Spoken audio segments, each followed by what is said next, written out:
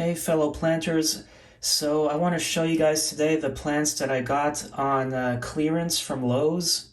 Sometimes it's hit or miss with not just going there, but also some locations tend to have more plants on clearance than others, and I've noticed certain ones tend to have more usually when I go there versus others rarely have it, and I don't know if they just don't sell as well at those locations or if it's up to the manager to decide to put them on clearance. But anyway, I got 5 plants for $1 a piece yesterday. Now I could have got more, but I didn't want to overdo it. Now here I got an African violet, and they had different ones with different color flowers, and I wanted to buy more, and I kind of wish I did buy a couple more, but you see these flowers are being spent, so that's why they go on clearance even though the plant is still good. The other ones, when they go on clearance, they start getting neglected and start to die off. I mean, they had some nice small Phalaenopsis orchids for $1 a piece, but they were too far gone. It wasn't worth trying to revive those. But this is a nice, large, healthy specimen in the 4-inch pot, and I have so many leaves at which I can use to propagate. And then I also got, they had a bunch of succulents, and this one is a Portulacaria afra Variegata, also known as the rainbow elephant bush. And then here we have a Zanzibar aloe, and it's kind of nice. I think they're sometimes called like a leopard aloe or spotted aloe because of the coloration. But this one had a pup coming up here, so I'm like, awesome. So I picked that one. And then here is a climbing aloe. They wrote aloe assorted, but it looks like climbing aloe to me. If I'm incorrect on the variety, please notate that in the comments. And let's see, last but not least, an Echeveria Licorice, which is a hybrid variety. And look at the dark reddish black coloration. But if you look at the leaves, this one really could use some watering. Now, to plant these, I have selected a clay pot. I think this was laying around in the garage. It's in, a little dirty, but it doesn't look like it's been used. And last month, same as last year, it's January right now, I bought a bunch of small terracotta pots from Michael's. And even these, like you see the saucers are a slightly different shade and slightly different size. But if you look here, here's in case some of you can't read upside down, they're the exact same stock number, same price. So it's kind of funny how different batches come out differently. Now, this saucer on the small pot, to me, being that large, looks really, really tacky, But when you look at the larger pot, it's just snug and a little small, but it looks so much better. Now, I don't want to just have this sitting in the pot. I kind of would like this adhered on there, so I do have some adhesive. So let me move these out of the way. Hopefully I won't drop them. Like this one is easily falls, especially with these. I made a mess earlier when I was setting up the video. And now I'll move the African violet over. I think I'll name him Hermie. Well, I name everything Hermie, don't I? Doesn't everybody? So the first thing I want to do is remove this ugly label. The thing I hate about the labels on these that you get from Michael's is, I keep going to Lowe's and they seem to be out of stock on a lot of terracotta pots typically. I didn't check though when I got these rescue plants, but eventually as water leaks in, this will come out. But I just like the label's gone. Even though it's underneath, not affecting anything, it drives me crazy because I know it's there. And You know, they need to really put labels on things that peel off easily. I could always put goop, but because clay is a little porous, I kind of hesitant about that, but anyway.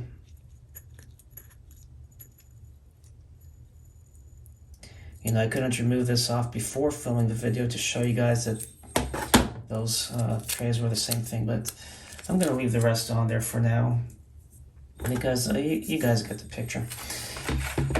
Now, before I glue this on, I have, ooh, not good. I have this little stick there.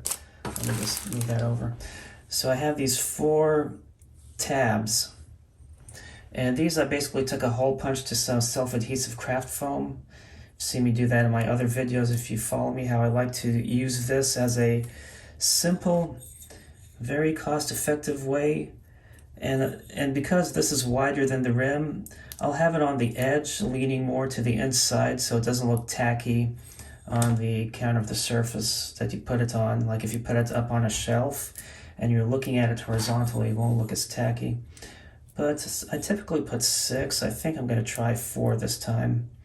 If anything, I can carry it, and while I'm holding it, look underneath without tipping the pot over and put more. That's probably how I'll remove the rest of the adhesive. Most people just leave those on, but I usually do. But for some reason, the fact that these don't come off easily bugs me on the adhesive. And that's there. You could also take scissors and cut little semi-circular strips that go along with the same curvature of arc on these.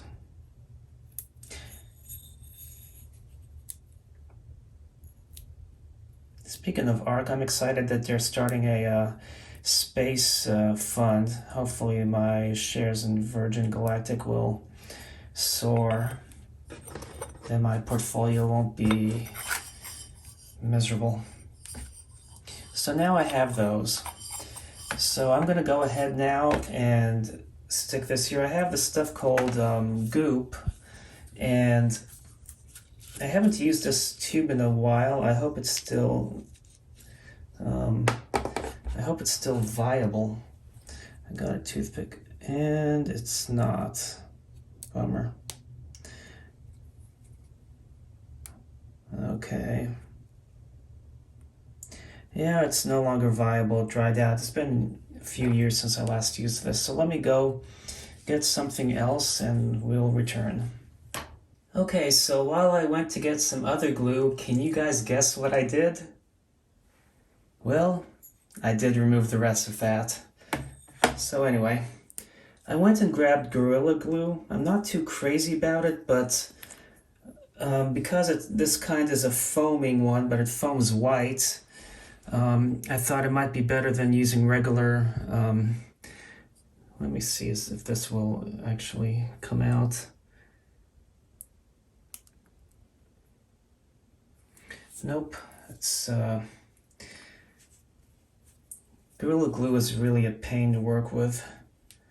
So what I'm gonna have to do is, there we go. And I'll be able to, I don't want to put much because I don't want it to leak out and start looking ugly inside the saucer. Because it looks clean now, but then it starts to foam. And when it foams, your pot starts looking a little rabbit.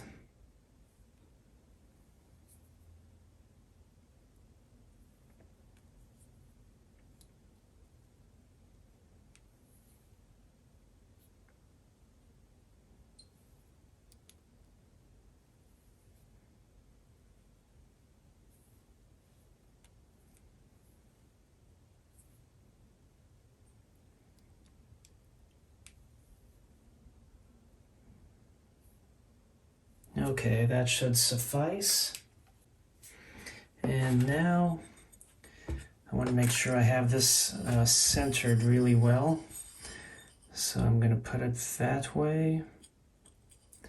What's nice is because it's such a tight saucer, It works really well. Now I want water to go underneath, but not dirt to get under there and start to wedging, although it will over time.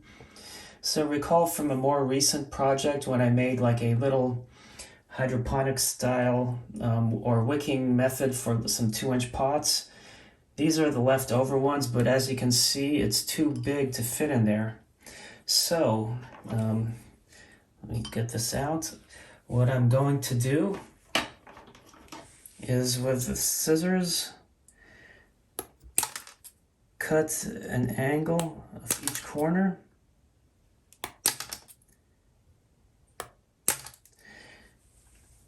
I'm sure some of you who've seen my other videos are shocked that I didn't count to make sure I cut each one the right width, but let's see if this works. Now that fits in perfectly, so that will allow the water to go through without the soil to get through. And when you look at the terracotta, I'm going to let that set for a little bit. I think I could put the African violet in there, but I think I like the way the and the size of the climbing aloe on there. I think that looks better than the elephant plant, better than the Zanzibar aloe. Well, no, actually that looks good in there too, and with a little pup, but I might put that in another pot. I really like the way the green looks with that. And then, that, I think maybe a lighter colored pot would go nicer with that. I have a couple of these pots that, I got from Rescue Plants one time. And I did peel the label. I do have to put some goop on here and remove the rest, but I have other ideas for those two. So now when you look at this, it sits in a little deep. So I want to put some soil to get, I like this really up. A lot of times the soil settles and then you think you filled it adequately and it looks like it could have used more. So I have my trusty succulent mix, and I had to add more to fill this up. I forgot to grab a spoon, so I'm just going to pour in here. Oops. And let's see. Okay, I'll pour a little more. This is so dry that it actually is creating dust. Okay.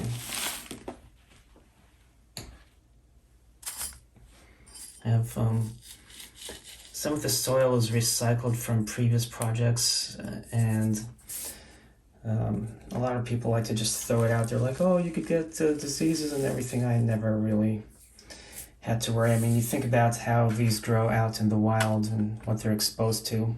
Think your house is going to be sterile enough, especially if you have like a dog or a cat peeing, digging up, or sniffing or whatever? I think not. Okay, so now I'll dump the excess in there. So now I have that there, and now I need to just, I didn't think about having a spoon, so I'm gonna just with my hands, and then I'll have to scoop up whatever I spill. You can see how the soil that they put in the pot doesn't have as much perlite as my mix, and because these are succulents, you need good, you don't want the soil to get too soggy, and I typically prefer pots without drainage holes, but it's hard to find simple clay pots without drainage holes, but I usually like them glazed on the outside and inside. And you can keep a succulent in those, you just don't have to water them as much. Some people overwater and tend to kill. I guess I could have pulled that dead one out. Yeah. Okay.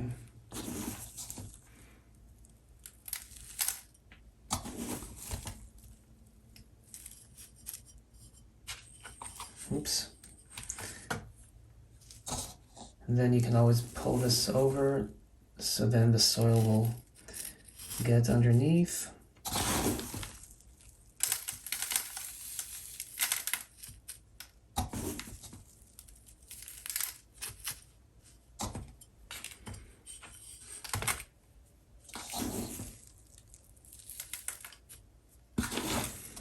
And it's better to overfill than to underfill because, like I said, it does settle.